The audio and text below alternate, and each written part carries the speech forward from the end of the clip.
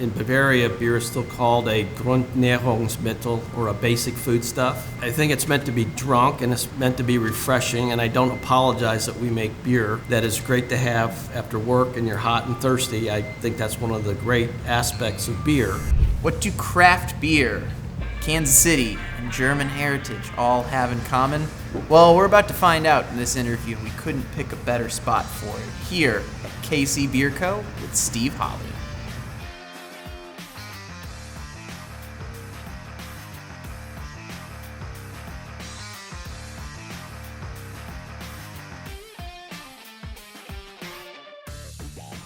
Okay, Steve, so the first question has to be, just looking at your background, where did you first fall in love with beer? This seems like a long love story here. Well, my dad was a beer drinker, a very moderate beer drinker, but he would have a beer every night when he came home from work before dinner, and he would get the paper off the front driveway, and my mom, I still remember saying, "Ralph, are you done with your beer yet? Dinner's ready." So I had drank beer with my dad, and I took German in high school and college, and I studied abroad my junior year, one semester in Germany, and so I was drinking fresh German beer there, so I just kind of fell in love with that style of beer, and that's why we have a brewery that focuses on making German-style beer. And we're definitely going to dive into the Reinheitsgebot. Actually, let's go there first, because if someone's listening to this and they've never heard of that term before, they might be confused as to why I just threw out a complicated German term. So Reinheitsgebot means German or purity law.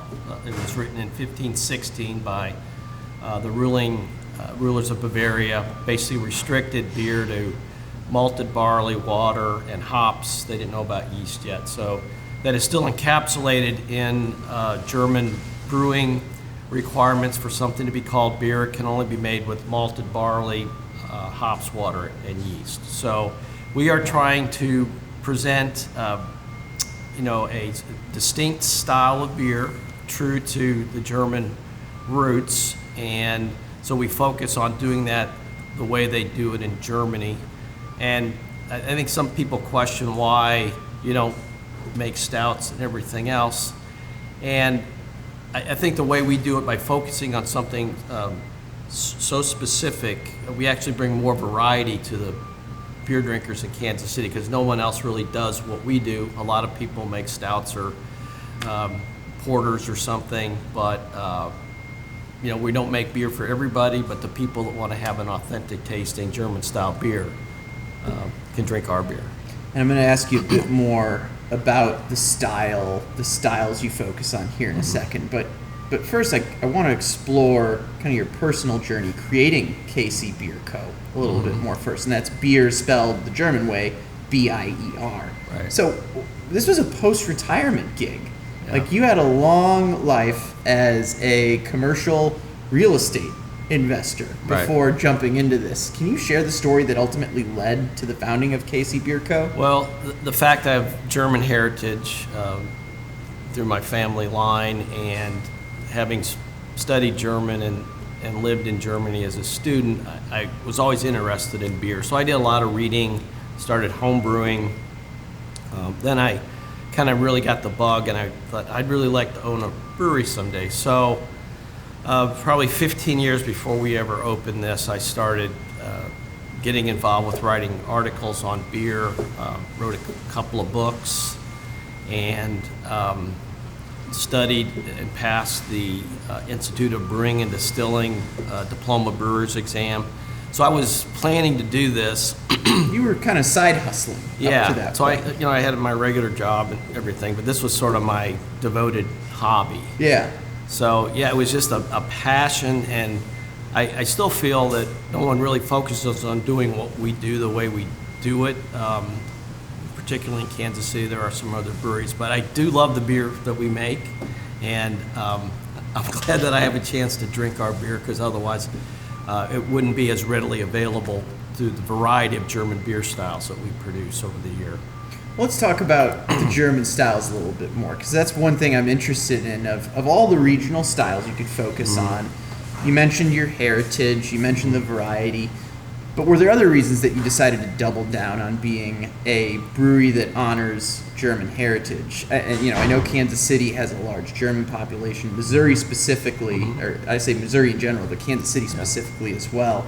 Was it the heritage? Was it something missing in the KC Bier scene? What's your thought? I think it was my love for the types of beers made in Germany. I think it was opportunity to fill a niche. What we do can be somewhat limiting and appealing to a lot of people, but on the other hand, I think we have a very distinct identity. People know who we are, what we do, and I think appreciate our focus. So I think craft brewing is not so much about being everything to everybody, but it's having a passion for something that you're doing and trying to be the best at that niche that you want to work in. I mean, some people may love Belgian-style beers or sour beers or something. This is what we do, focus on traditional German styles. Well, let's dive into the German styles a little bit, because I know some people listening are probably familiar with it, lagers, pilsners, Yeah. but what's your best way of describing the range of German beer, especially when it comes to a beer that honors those 4 primary beer ingredients? Like, give us kind of the spectrum that you feel represents 2 opposite ends of German beer. So I would say Germans, because beer is such an integral part of their culture. In Bavaria, beer is still called a Grundnahrungsmittel, or a basic foodstuff. I mean, I think it's treated differently than in America, where beer is more of a social drink and it's not incorporated so much into the culture and everyday life. So I think it's meant to be drunk and it's meant to be refreshing, and I don't apologize that we make beer that is great to have after work and you're hot and thirsty. I think that's one of the great aspects of beer. So I think balance is really important. They want something that's refreshing and balanced. So I think the craft beer movement in the United States, by contrast, is focused a lot on extremes. People are, and Sure. I'm not criticizing this. It's just another way to approach beer. But it's high alcohol, lots of hops, added flavoring ingredients for a high impact. And I kind of told people when we were setting this up, most of the beer consumed in the United States are based roughly on the German Pilsner lager style, golden domestic lagers. And then the craft beer on the other end of the spectrum, high impact beers, domestic lagers, low impact. I kind of feel we're in the middle. Okay. We give you a refreshing beer, 100% malt, with more flavor than a domestic, but still refreshing and interesting and flavorful. In your opinion, what is the most underrated style of German beer? One that you feel should be bigger, particularly here in the States, that just hasn't gotten the fanfare that it deserves? From my perspective, what we do and what we sell is our Helles lager. Helles means pale or bright in German, and it's the #1 selling beer in Germany. I think you could say it's the equivalent of our domestic lager. I just think it tastes so good, and it's still refreshing and drinkable. And Americans just are really used to having a light adjunct beer with not much flavor.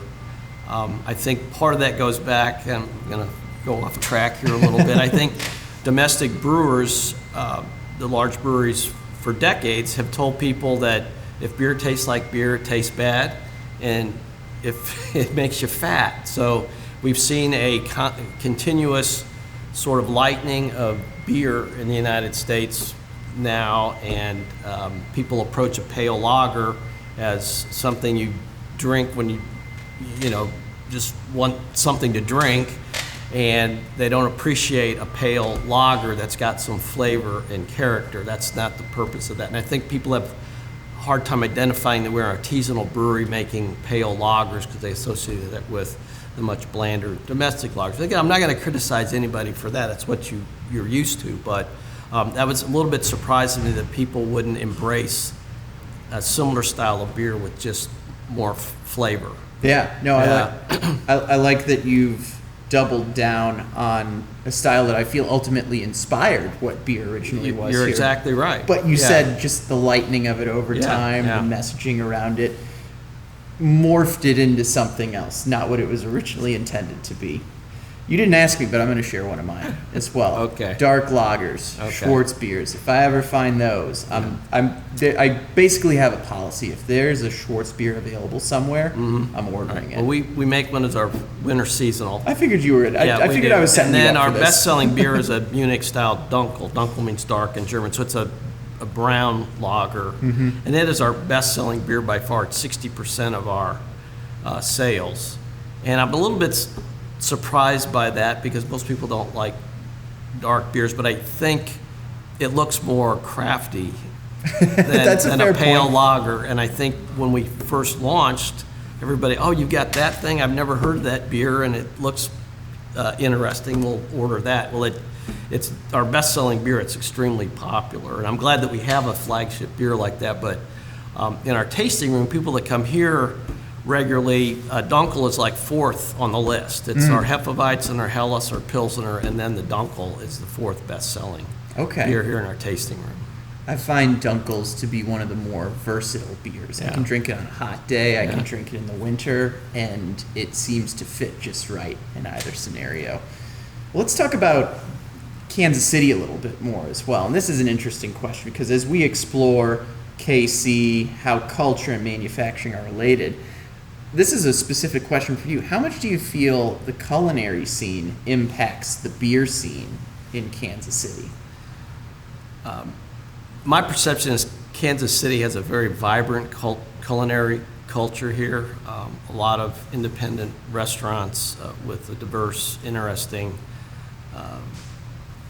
menu of different foods. And of course, people think of Kansas City either barbecue or steaks, and those are great, and I love both of those. But I do think we have a diverse culinary culture, and I think that does lend itself to people exploring different beverages, including beer or whiskey. I mean, distilleries are really growing in popularity now. So I think we have a very healthy culture with people that are interested in exploring new things and appreciate quality.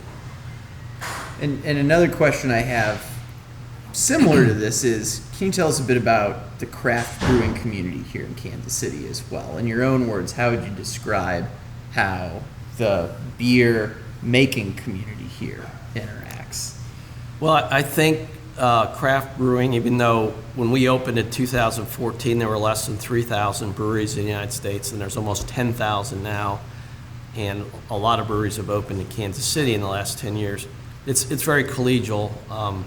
Today, we had an issue with our process yesterday, and our head brewer contacted one of our leading competitors to ask him, have this ever happened to you? And I'm sure he's going to answer us. So I think on the manufacturing side or the brewing side, it's very collegial. People interact. We're involved in the Craft Brewers Guild and all these things. On the sales side, I would say there's not that feeling of Understood. of camaraderie between the sales teams on the different breweries. But as far as brewing goes, I think there is a culture of cooperation and mutual support because everybody's main focus is we want to make good beer and we love doing it. So I've got two more questions. One is a KC question. One is a career question. So we'll keep on the Kansas City track. What do you wish more people knew or understood about the community and culture in general here in KC? You're talking about people that live here or from the outside? Let's say from the outside. People that might be listening to this that aren't from here, haven't been here in a long time, things like that. Well, I think Kansas City has really developed a lot. I'm very proud of kind of what's happened here in the last 15 years with redevelopment of downtown, lots of opportunities to live in the city now. The city's a little slow getting the trolley, streetcar, expanded, but we have some great neighborhoods here. The people are lovely. I've worked in many different places, and people here are just so hi, how are you? No false pretenses. Just accept you for who you are. We'll talk to you, and just always very helpful and pleased to have people visit us and meet new people. And it's a community of just kind of regular people, I would have to say, and those are the kind of people I really like to hang around with. If it makes you feel better, I've lived in multiple cities with Yeah. streetcar trolley projects. Yeah. None of them have ever gone according to plan or on time. So you're not alone Yeah. there. My last question, though, is based on KC Bier Co. being your post-retirement project. Yeah. You had a long, fruitful career in a different space leading Yeah. up to this. What advice would you give to the folks that are listening out there in terms of leading a career but being able to, let's say, start something completely new later in life? Because I think that's one of the most fascinating parts about your story, because it didn't seem like this was just something you did on a whim. It really felt like you were planning for years to do this. No, I planned for a long time to do this. I probably, to the chagrin of many people that work here, I tend to be very detail oriented and planning.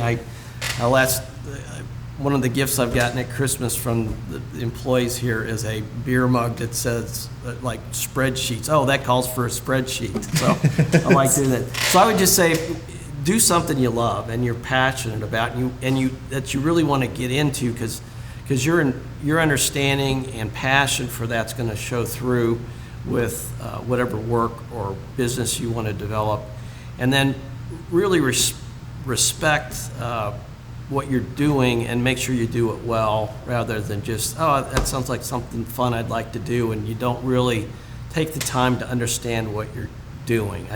But I think that comes from passion, right? If you've got a passion for something, you want to really get into it and get your arms around it and make it the best you can make it. Well, I appreciate you sharing a bit about your career, a bit about Kansas City, a bit about the brewery as well. Yeah.